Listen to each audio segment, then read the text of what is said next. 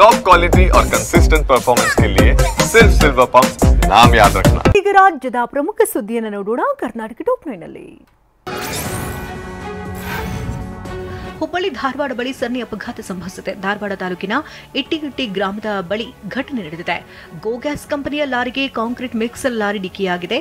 ಅದೃಷ್ಟವಶಾತ್ ಗ್ಯಾಸ್ ಸೋರಿಕೆಯಾಗಿಲ್ಲ. ಬೆಂಗಳೂರಿನ ವಿಕ್ಟೋರಿಯಾ ಆಸ್ಪತ್ರೆಯಿಂದ ವಿಚಾರಣಾಧೀನ ಖೈದಿ ಪರಾರಿಯಾಗಿದ್ದಾನೆ. ವಿಕ್ಟೋರಿಯಾ ಟ್ರಾಮಾ ಕೇರ್ ಸೆಂಟರ್ನಿಂದ ಚಂದ್ರಶೇಖರ್ ಎಂಬ ರಾಬರಿ ಕೇಸ್ ಆರೋಪಿ ಪರಾರಿಯಾಗಿದ್ದಾನೆ. ಮಾವಿನಕಾಯಿ ವ್ಯಾಪಾರಸ್ಥರು ರೈತರಿಗೆ ಮೋಸ ಮಾಡಿದ ಆರೋಪ ಎದುರಾಗಿದೆ.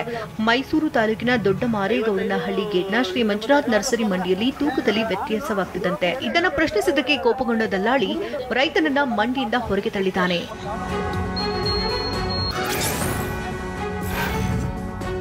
ಗದಗ ಬೆಟಗೇರಿ ಅವಳಿ ನಗರದಲ್ಲಿ ಕುಡಿಯುವ ನೀರಿಗಾಗಿ ಹಾಹಾಕಾರ ನಡೆದಿದೆ. 2 ತಿಂಗಳಾದರೂ ಕುಡಿಯುವ ನೀರು ಪೂರೈಕೆ ಆಗದ ಕಾರಣ ಹುಡ್ಕೋ ಕಾಲೋನಿ ಮಹಿಳೆಯರು ನಗರಸಭೆ ವಿರುದ್ಧ ಆಕ್ರೋಶ ವ್ಯಕ್ತಪಡಿಸಿದ್ದಾರೆ.